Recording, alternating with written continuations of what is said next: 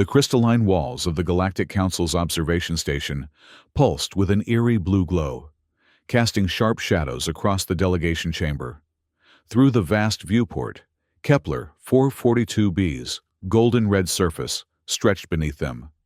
A beautiful world that humans had been forbidden to colonize for nearly a century and a half.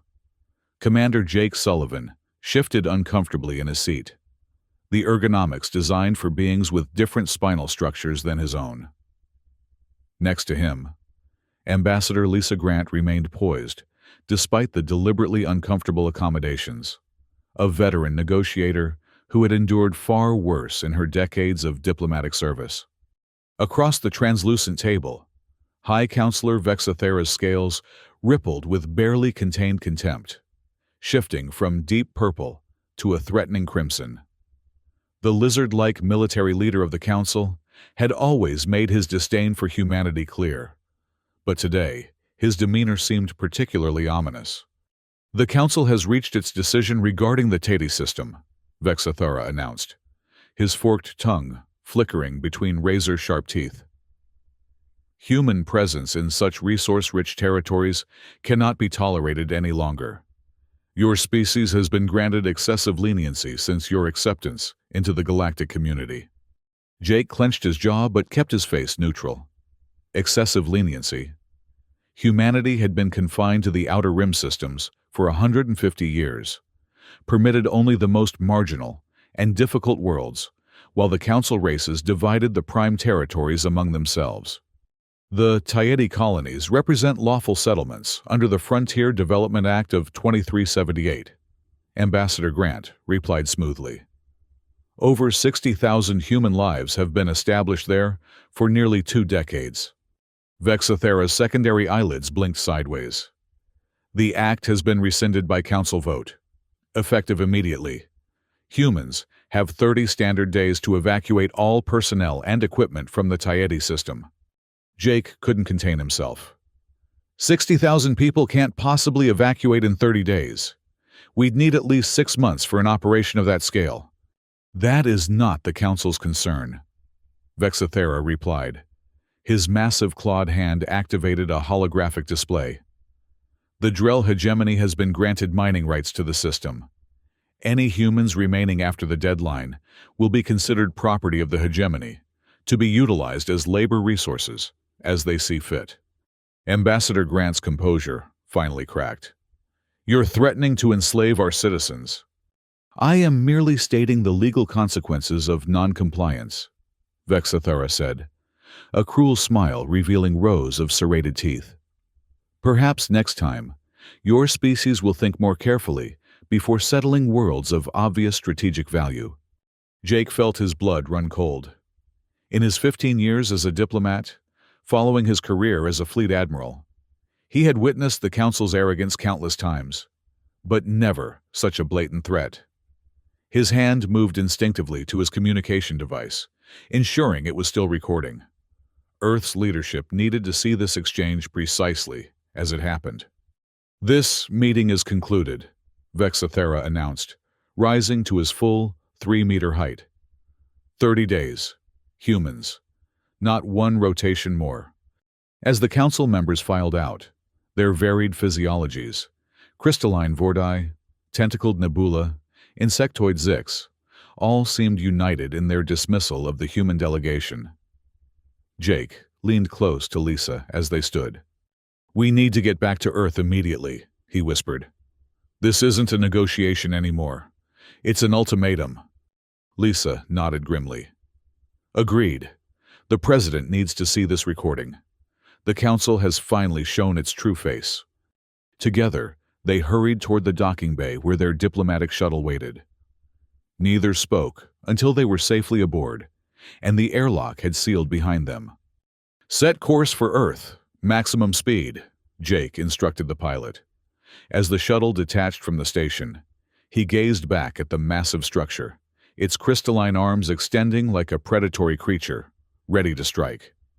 For a century and a half, humanity had played by the Council's rules, accepting second-class status in the galaxy. Perhaps it was time to show them that humans would not go quietly into enslavement.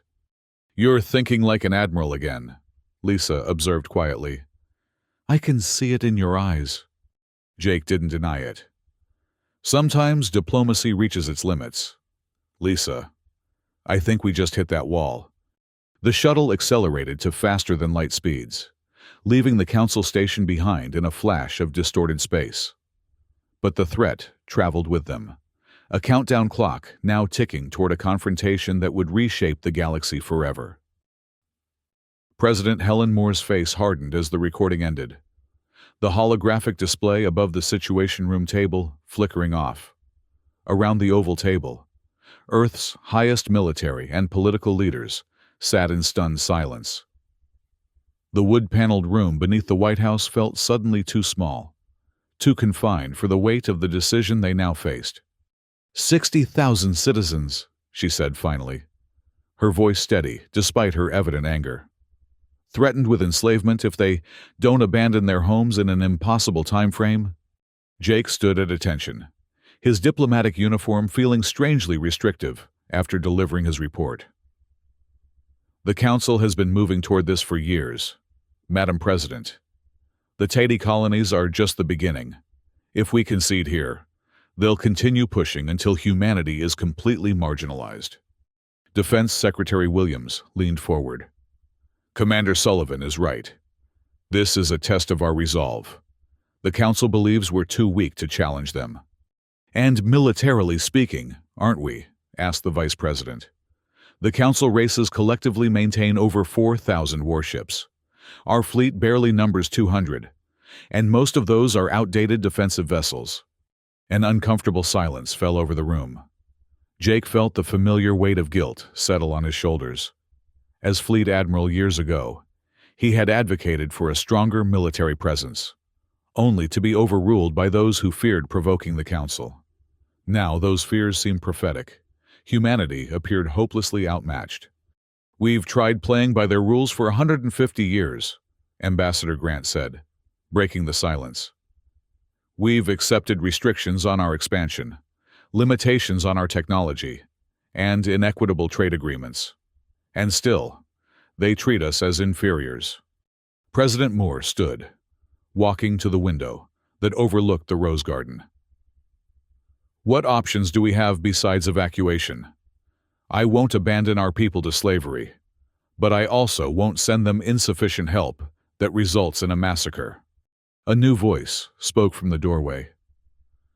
"Perhaps it's time we showed the Council what humanity has been hiding all these years."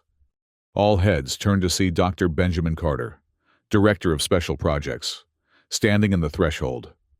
The President's eyebrows rose, but she nodded for the guards to allow him entry. "Dr. Carter, this is a closed meeting," Secretary Williams began. But the President raised her hand. "Let him speak," she said. "I have a feeling I know what this is about." The scientist approached the table, his lean frame and silver hair giving him an austere appearance. He placed a small device on the table that projected a three-dimensional image of Saturn's moon Titan, then zoomed in to reveal what appeared to be massive shipyards hidden beneath the moon's thick atmosphere. "Ladies and gentlemen, for the past 70 years, Earth has maintained a classified development program beyond the Council's surveillance network," Carter explained. "While our public shipyards produce the conventional fleet, the Titan facility has been constructing something entirely different." The hologram shifted to display a sleek warship, unlike anything in Earth's known fleet. Its hull was midnight black, absorbing rather than reflecting light, with no visible propulsion systems or weapon ports. "Project Umbra," Carter continued. 200 phase-capable warships powered by dark matter technology. Each vessel can shift partially out of normal space-time, becoming effectively invulnerable to conventional weapons while retaining the ability to attack targets in regular space. Jake stared at the image in disbelief. "This technology was deemed theoretical when I commanded the fleet. The energy requirements alone would be astronomical," Carter finished for him. "Which is why we built the facilities on Titan. The moon's hydrocarbon lakes provided the initial energy sources needed until we perfected dark matter containment. President Moore returned to the table. I was briefed on Project Umbra when I took office.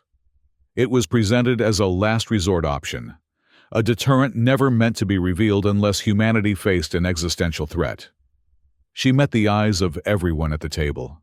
I believe that moment has arrived, as the implications hung heavy in the air. Such technology violated at least a dozen council restrictions on human development. Revealing its existence would not just defend the Tatey colonies, it would fundamentally alter humanity's position in the galactic order. The Council believes they're dealing with a docile species that will sacrifice its own people rather than risk conflict, Jake said, studying the holographic warship. They need to discover how wrong they are. And if we fail? Asked the Vice President. If this technology doesn't work as promised, we'll have revealed our greatest secret for nothing. Dr. Carter smiled thinly. It works. We've conducted tests in the Kuiper Belt for decades. These ships can phase in and out of normal space at will, becoming completely invulnerable to conventional weapons, while their dark matter beams can, well, they can essentially erase matter from existence. A heavy silence fell over the room as the implications sank in. What you're proposing isn't just defense, Ambassador Grant said carefully. It's a complete reversal of the power dynamic that's existed since first contact. The Council races have held technological superiority over us for generations, and use that superiority to oppress us, Jake added, to restrict our growth, exploit our resources, and now threaten our people with enslavement. President Moore took her seat again, hands folded before her.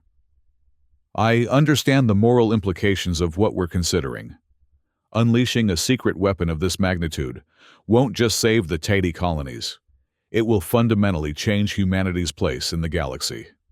She looked at each person around the table. I need your counsel, not just as military advisors or diplomats, but as representatives of humanity's conscience. Jake felt the weight of history pressing down on him. As a diplomat, he had sworn to pursue peaceful solutions. As a former admiral, he had sworn to defend human lives. These dual obligations now pulled him in opposite directions. The Tatey colonists didn't choose to be on the frontier of this conflict, he said finally. They're scientists, miners, families building lives on a harsh world. If we abandon them, we betray not just them, but everything humanity claims to stand for. Ambassador Grant nodded slowly. I've spent my career believing in diplomacy, but diplomacy requires good faith on both sides. The Council has shown none. She turned to the President. I believe we must act, but with restraint, show our strength, but offer peace from a position of power. One by one, the advisors voiced their perspectives. The debate continued for hours. Moral considerations weighed against strategic necessities. The risk of action against the certainty of what inaction would bring. As night fell over Washington, President Moore finally raised her hand for silence. I've made my decision, she announced. Dr. Carter, activate the Umbra fleet. Commander Sullivan, you'll return to your military commission with the rank of Admiral effective immediately. You'll coordinate with Captain Brooks, who commands our forces near the Tatey system. Her eyes moved to Ambassador Grant. Lisa, prepare a new diplomatic package, one suitable for negotiations between equals, not supplicants. She stood, and everyone rose with her. What we do now, we do not just for the Tatey colonists, but for all humanity and our future in this galaxy. May history judge us kindly. As the meeting adjourned, Jake found himself walking alongside Dr. Carter toward the White House exit. How long have you been working on this project? Jake asked quietly. Since before you commanded the fleet, Carter replied.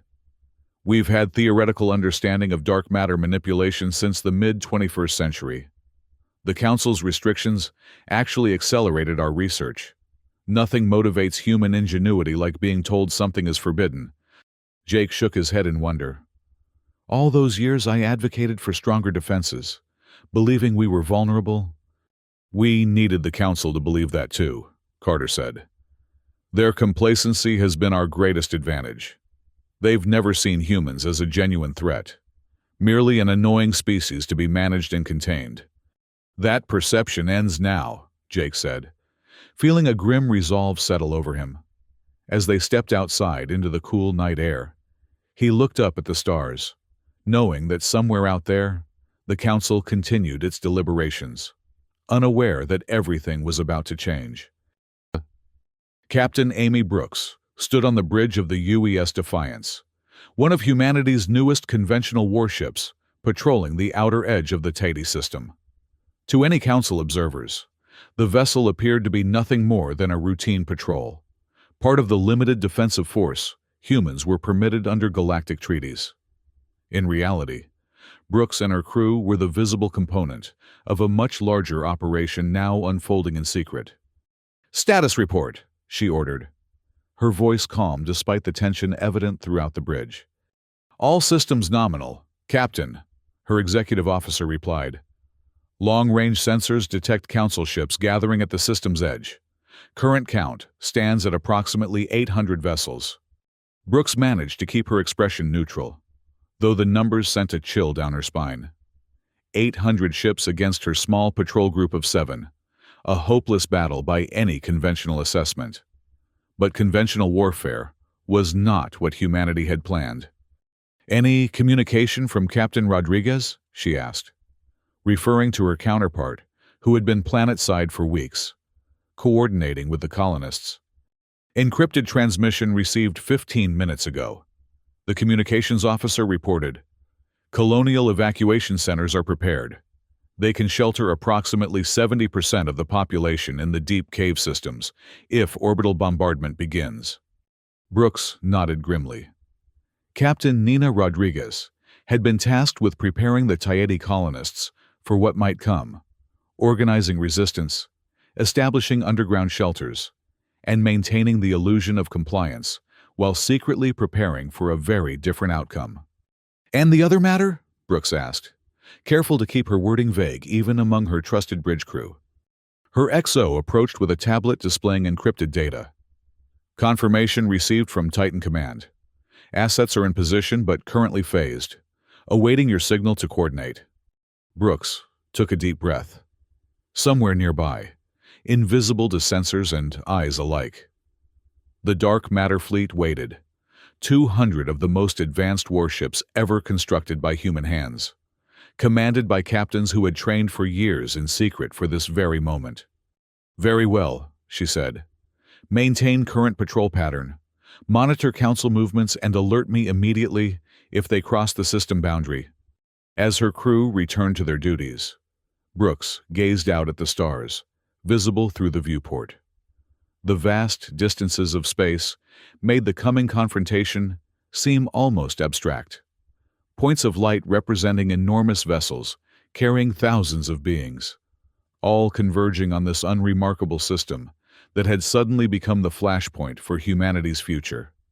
Her private communication console chimed, indicating a secure transmission from Earth. Admiral Sullivan's face appeared on the screen, his expression grave but determined. "Captain Brooks, final authorization has been granted," he said, without preamble. "Operation Revelation is now active. The President has approved full deployment of all Umbra assets under your tactical coordination." Brooks felt the weight of responsibility settle more heavily on her shoulders.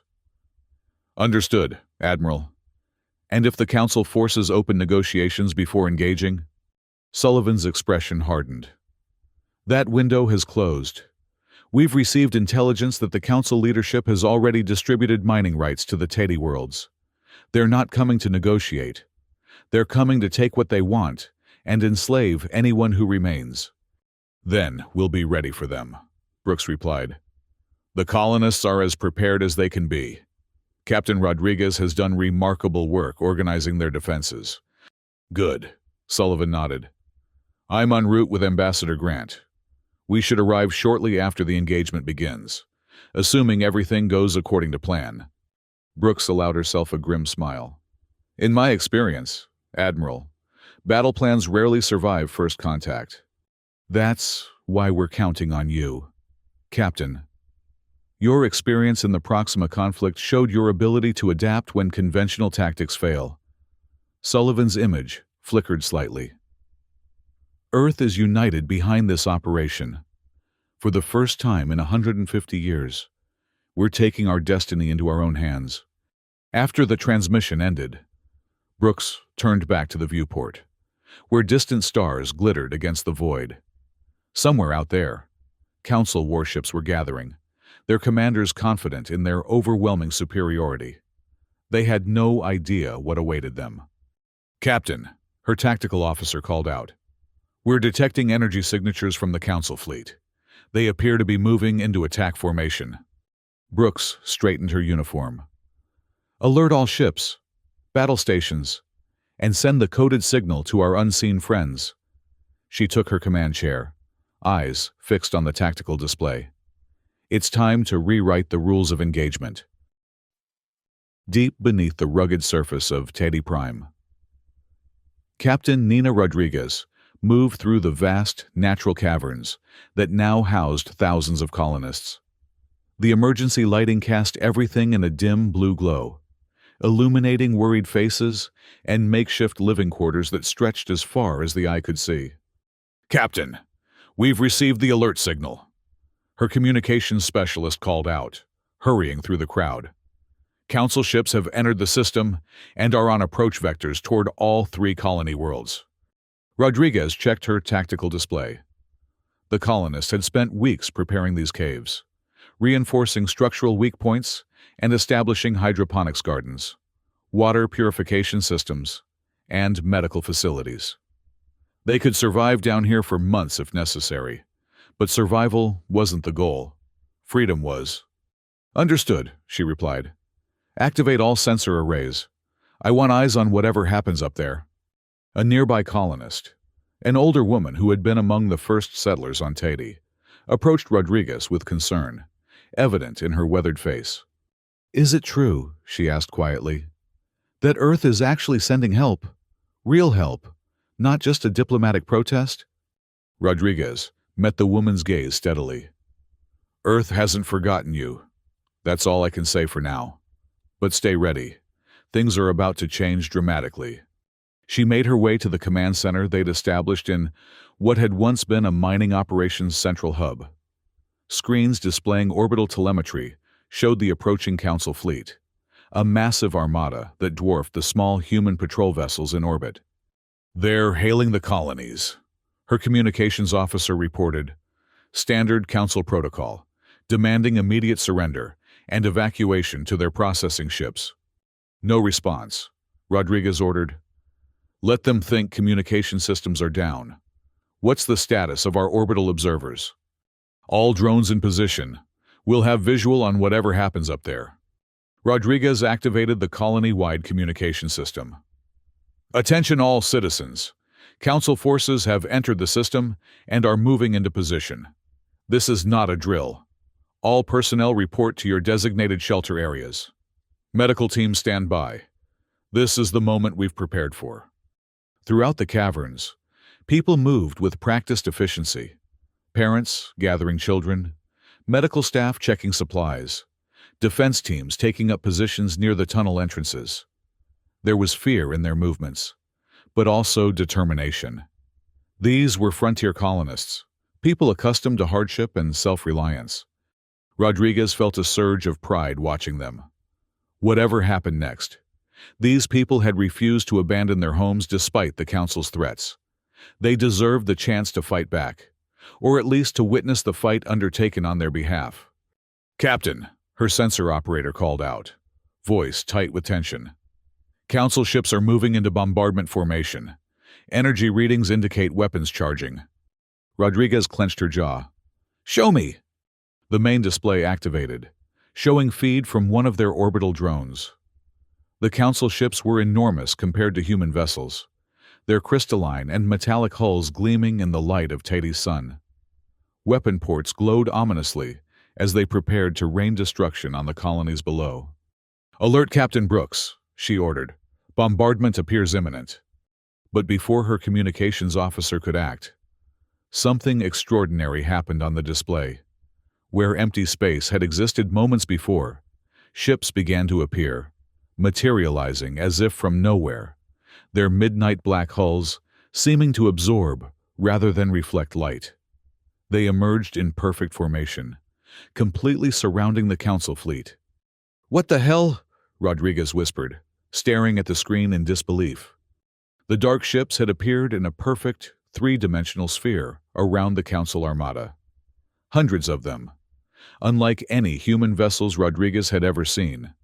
For a moment, everything seemed frozen in space, the Council ships halting their advance, the mysterious Black Fleet holding position. Then, chaos erupted. The Council vessels fired first, energy weapons lashing out at the Black ships.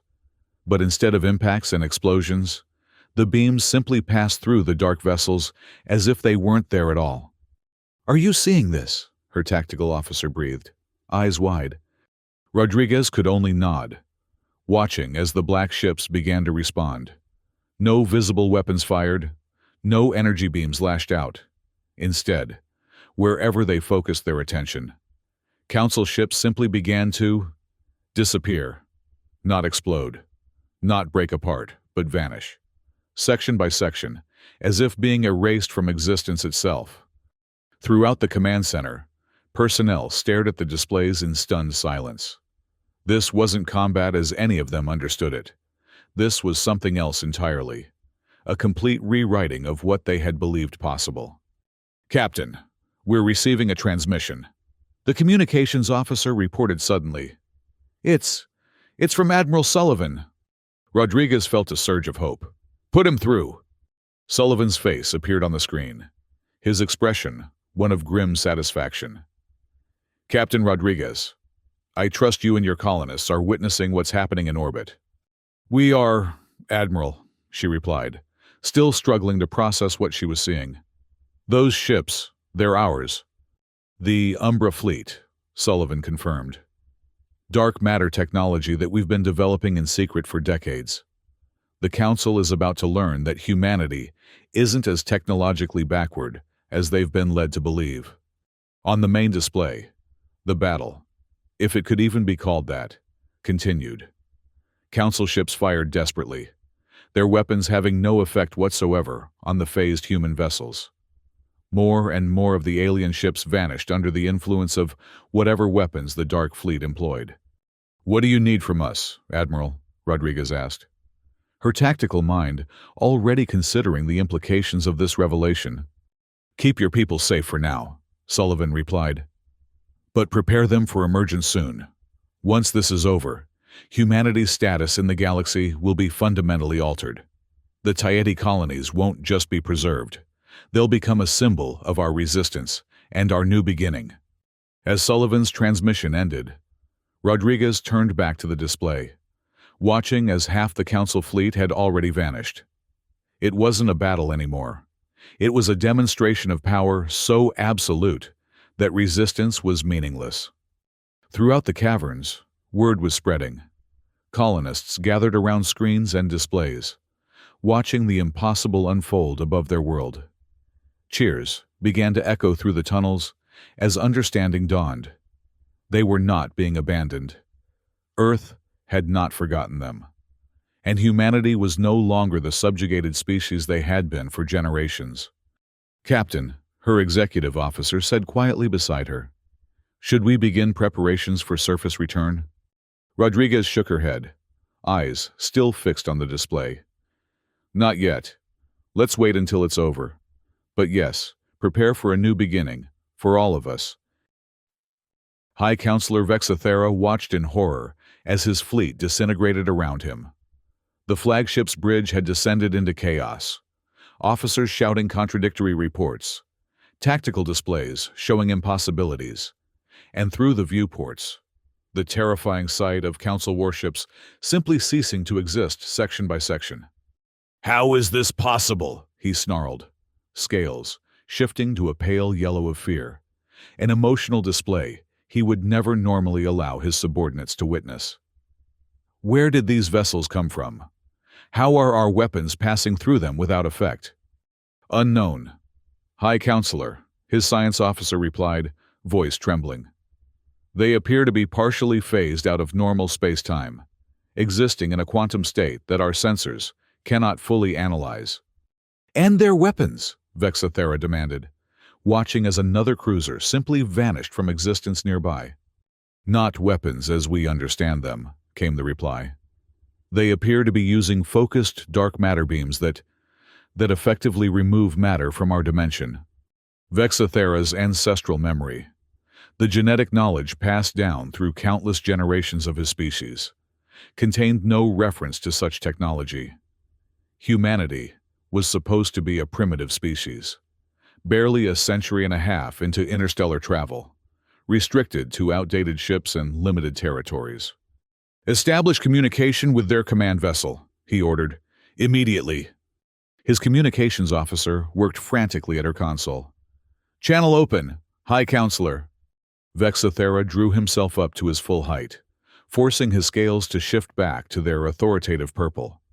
On the main screen, a human female appeared, Captain Brooks of the UES Defiance, a vessel that his intelligence had identified as a standard patrol cruiser of no particular significance. This is High Counselor Vexathera of the Galactic Council, he began, fighting to keep his voice steady.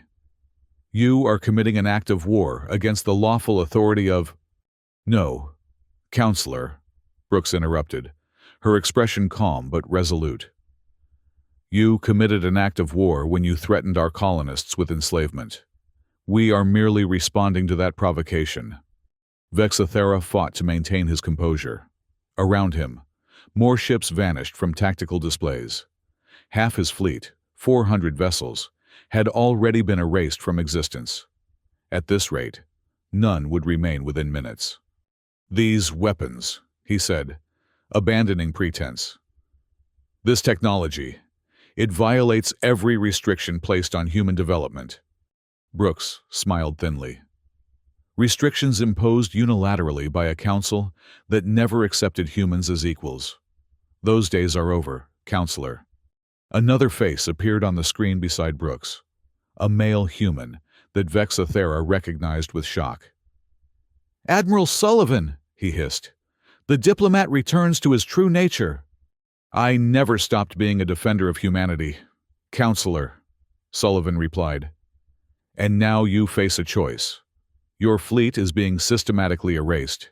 You can continue this futile resistance until none of your ships remain, or you can surrender immediately and prevent further loss of life. Vexathera's mind raced through options, each more desperate than the last. Retreat was impossible. The human ships had formed a perfect sphere around his fleet. Continued fighting was clearly pointless. Their weapons passed harmlessly through the phased vessels, while the dark matter beams continued their terrible work. And if I surrender, he asked finally, what terms does humanity offer? A third face joined the others on the screen, Ambassador Grant, her expression stern but diplomatic. The immediate cessation of all hostilities, the permanent recognition of human sovereignty over all current colonies, including Tahiti, and the dissolution of the current council structure in favor of a new galactic parliament, where all species, including humans, have equal representation. Vexathera hissed in disbelief. You demand the end of the council itself? 10,000 years of galactic governance? 10,000 years of inequality and oppression, Grant corrected. The council had its chance to embrace cooperation. Instead, it chose domination. That era ends today. On the tactical display, more ships vanished. 3/4 of the fleet gone now, the remainder surrounded with no hope of escape or effective resistance. You leave me no choice, Vexathera said finally, hatred burning in his eyes, even as his scales betrayed his fear with their pale coloration.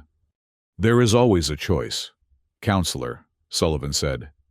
That's something humanity has learned through our long history of conflicts. Even in our darkest hours, we choose how to meet the future. Today, you can choose continued destruction or a new beginning. Vexathera lowered his head, the gesture of submission nearly choking him with its symbolic humiliation. "I surrender the fleet. Stand down all weapons," he ordered his officers. "Transmit the surrender to all remaining vessels." "A wise decision," Ambassador Grant said. "Prepare to receive a delegation aboard your flagship.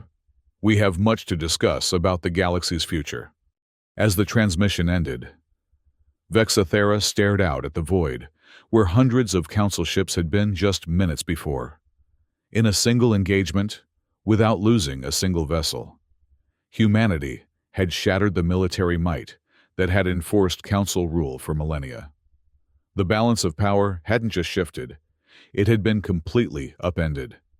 His second-in-command approached cautiously. "High Counselor, what happens now?" Vexathera's scales shifted to the deep blue of morning. Now the old order ends, and whatever rises in its place will be dictated by a species we have underestimated since the moment of first contact. He turned away from the viewport. "Prepare for the human delegation. The galaxy, as we have known it, is finished." President Helen Moore stood before the United Nations General Assembly. The Grand Hall, packed beyond capacity, with representatives from every human nation and colony. Screens around the chamber displayed feeds from across Earth and human space. Billions watching as history unfolded. "1 week ago," she began, her voice steady and clear, "humanity faced an existential threat, the Galactic Council, which has restricted and oppressed our species for a century and a half, threatened our citizens with enslavement. Today, I stand before you to announce that this threat has been neutralized, and more importantly, that the era of human subjugation in the galaxy has ended." Murmurs spread through the assembly as images appeared on the main screens. The dark matter fleet in formation, council ships vanishing beneath their influence, and finally, High Counselor Vexathera signing the Articles of Surrender. The Umbra fleet, developed in secret over 7 decades, has demonstrated humanity's technological ingenuity and our unwavering commitment to freedom. Moore continued. But victory brings with it profound responsibility. The question before us now is not what we can do with this power, but what we should do. She paused, letting the gravity of the moment settle over the assembly. It would be easy, perhaps even understandable, to use our newfound strength to establish human dominance in the galaxy, to become the very thing we have resisted for so long. But that is not our path forward. The screens shifted to show Ambassador Grant and Admiral Sullivan seated at a massive table with representatives from each of the council races, the beginnings of the new Galactic Parliament. Instead, we have proposed a new galactic order based on equality, cooperation, and mutual respect. All species, regardless of their technological development or military strength, will have equal voice in determining our shared future. The Tiety colonies will remain under human protection, but they will also serve as the headquarters for this new parliament, a symbol of resilience transformed into a beacon of cooperation. President Moore's expression became solemn. But perhaps our most significant decision concerns the technology that secured our victory. Dr. Benjamin Carter, who led the development of the dark matter propulsion and weapon systems, will now address this crucial matter. The scientist approached the podium, his lean frame and thoughtful expression commanding immediate attention. The dark matter technology that powers the Umbra fleet represents humanity's greatest scientific achievement, he began. It allows our ships to phase partially out of normal space-time, rendering them invulnerable to conventional weapons while maintaining the ability to affect physical reality. Images appeared, showing technical schematics and scientific formulas, the fundamental secrets behind humanity's most closely guarded technology. After careful consideration and with the full support of Earth's united governments, we have decided to share this technology with all species in the galaxy, Carter announced. Gasps and exclamations echoed through the hall. On the screens showing the Galactic Parliament formation, Alien representatives appeared equally shocked. "This is not a decision made lightly," Carter continued. "But we believe that true security comes not from technological secrecy, but from mutual vulnerability and trust. When all species possess the same capabilities, the incentive for aggression diminishes. We do not seek to establish human dominance. We seek to end the very concept of dominance itself." President Moore returned to the podium. "The dark matter technology will be provided with a single condition: that it never be used as a weapon of aggression against any sentient species. To enforce this principle, the Umbra fleet will form the core of a new galactic peacekeeping force, commanded jointly by officers from all member species." She gestured to the screens, where Captain Brooks could be seen in discussion with alien counterparts. "Captain Amy Brooks, who commanded our forces during the Tahiti engagement, will serve as the first human commander of this peacekeeping force, working alongside representatives from all former council races." The president's expression grew more intense. "Let me be clear. This is not an act of naive idealism. It is a strategic decision based on humanity's long and often painful history. We have learned, through centuries of conflict on our own world, that lasting peace comes not from superior firepower, but from systems that make warfare itself unprofitable and unconscionable." She spread her hands, encompassing the assembly and the billions watching beyond. "Today marks not just humanity's emergence as a galactic power, but our commitment to building a future where power itself is distributed fairly among all sentient beings. The dark era of council dominance has ended. Let us ensure it is replaced not with human supremacy, but with genuine cooperation and mutual respect." As the assembly erupted in applause, the screens shifted to show celebrations breaking out across human space, in the recovered Tahiti colonies, on distant outposts, and throughout Earth itself. After generations of restriction and second-class status, humanity had not just secured its freedom, but had charted a path toward a fundamentally different galactic order. 6 months later, Captain Amy Brooks stood on the bridge of the GPS Harmony, the flagship of the Galactic Peacekeeping Force. The vessel, once part of the Umbra fleet, now bore the insignia of all 12 former council species alongside the human emblem, a visual representation of the new order taking shape across known space. "Status report," she requested, surveying her mixed-species bridge crew, a Vorti at tactical, a Nebula handling communications, and her Zix executive officer standing attentively nearby. "We're approaching the Riel system, Captain," the Vorti officer reported, crystalline appendages manipulating the controls with precision. Long-range sensors confirmed 2 mining factions in active conflict near the asteroid belt. Brooks nodded. The Riel system had been disputed territory for decades, its mineral-rich asteroids coveted by multiple species. Under the old council, such disputes were settled through bribes, political maneuvering, or simply awarded to whichever faction had better connections. Now, the peacekeeping force served as neutral arbitrators. "Take us in," she ordered. "Standard approach. Phase protocols on standby." The Harmony accelerated toward the conflict zone, its dark matter engines allowing it to cross vast distances with efficiency that conventional drives could never achieve. Within minutes, they had arrived at the scene of the confrontation, 2 mining fleets exchanging fire around a particularly massive asteroid. "Open a channel to both factions," Brooks instructed.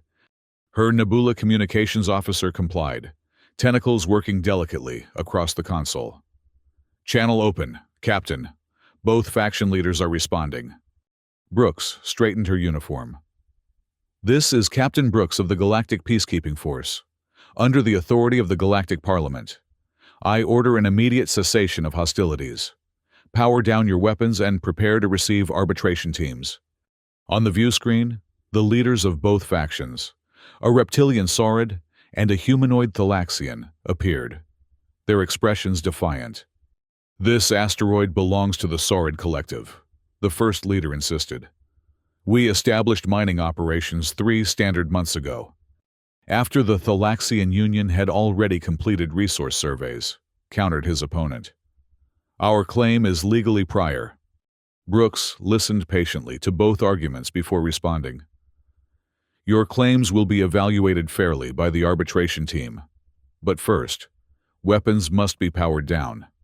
You have 30 seconds to comply. The faction leaders exchanged glances, clearly weighing their options. Brooks gave a subtle nod to her tactical officer. Initiate phase demonstration, she ordered quietly. The Harmony shimmered, parts of its structure partially phasing out of normal space. It was a carefully calibrated effect, not a combat maneuver, but a pointed reminder of the capabilities at the peacekeeping force's disposal. The effect was immediate. Both faction leaders signaled hurried compliance, and sensors confirmed weapons powering down across both fleets. A wise decision, Brooks acknowledged. Arbitration teams will shuttle to neutral ground on Rielfor's moon. Both factions may send 3 representatives each. The peacekeeping force will ensure a fair resolution under parliamentary law. As the transmission ended, her Zix executive officer clicked his mandibles in their species equivalent of a chuckle. Remarkable how quickly hostilities cease when the Harmony arrives. Captain, your reputation precedes you. Brooks allowed herself a small smile. Not my reputation. The ship's, more specifically, what it represents. She gestured around the bridge. Look at us. 12 species working together on a vessel that 6 months ago was humanity's greatest secret. That transformation is what gives us authority, not just our technological advantage. She moved to the viewport, watching as shuttlecraft prepared to transport the arbitration team. This is what Admiral Sullivan and Ambassador Grant envisioned when they proposed sharing the dark matter technology. Not domination through superior firepower, but peace through mutual respect and shared capability. Yet not all embrace this new paradigm. Her executive officer noted. Reports from intelligence suggest Council loyalists continue to organize resistance. Brooks nodded grimly. Captain Rodriguez's intelligence network has been tracking them, primarily on Proxima Station and a few other outposts in the former Council core systems. She turned back to face the bridge. Which is why our work is so important. Every dispute we resolve peacefully, every system that prospers under the new Parliament's governance, is another argument against returning to the old ways. As the Harmony maintained its position, Brooks reflected on how much had changed in half a standard year. The dark matter technology, once humanity's most closely guarded secret, was now being implemented across the galaxy. The former Council races, after initial resistance, had begun to embrace the more equitable system of the Parliament, and humans, so long confined to the galactic backwaters, were now free to explore and settle throughout known space. Yet, challenges remained. Not all had accepted the new order with grace. Reports from Captain Rodriguez, who now headed the Parliament's Intelligence Division, indicated that Vexathara and other hardliners were gathering support among those who had benefited most from the old system's inequalities. Their numbers were small, but growing, their rhetoric increasingly hostile to the Parliament and especially to humanity. Captain, her communications officer called out. Priority message from Intelligence Division. Captain Rodriguez requests secure communication. Brooks straightened. I'll take it in my ready room. Once inside the private chamber, she activated the secure channel. Rodriguez's face appeared, her expression serious but composed. Amy, she greeted her colleague. Sorry to interrupt your peacekeeping mission. Nina, Brooks nodded in return. What's the situation? Rodriguez's image flickered slightly with the transmission delay. Our drone network on Proxima Station has picked up increased activity among Vexathara's loyalists. They're acquiring ships, weapons, preparing for something significant. An attack? Brooks asked, concern evident in her voice. Not immediately, Rodriguez replied. They're still gathering strength. But intelligence suggests they're developing a counter to the phase technology, something that could potentially neutralize our primary advantage. Brooks frowned. Is that even possible? Dr. Carter thinks it might be. The principles behind dark matter manipulation aren't exclusive to human understanding anymore. With enough resources and determination, they could create a weapon that affects phased matter. Brooks finished the thought. How long? Months. Perhaps a year. Rodriguez said. We're monitoring closely. Admiral Sullivan has been briefed, and the Parliament Security Council will receive a full report tomorrow. Brooks considered the implications. So, peace remains fragile. Peace is always fragile, Rodriguez replied with a hint of a smile. That's why it requires constant vigilance.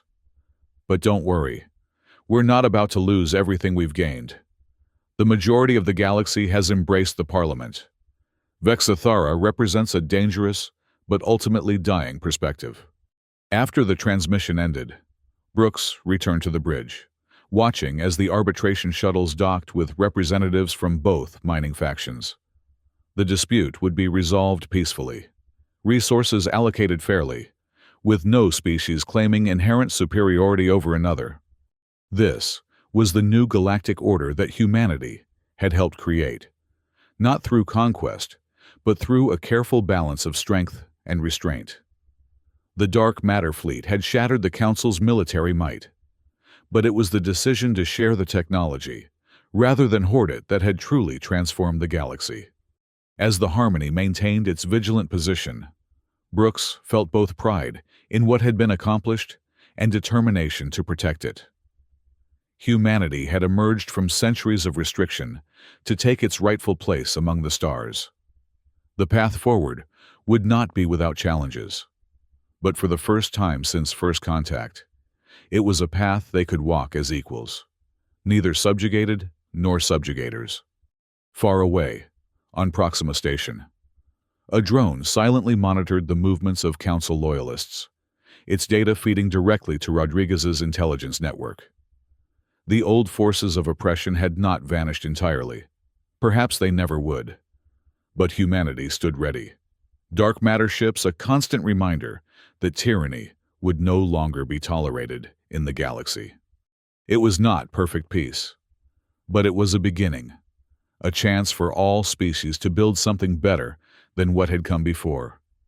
And for now, that was enough.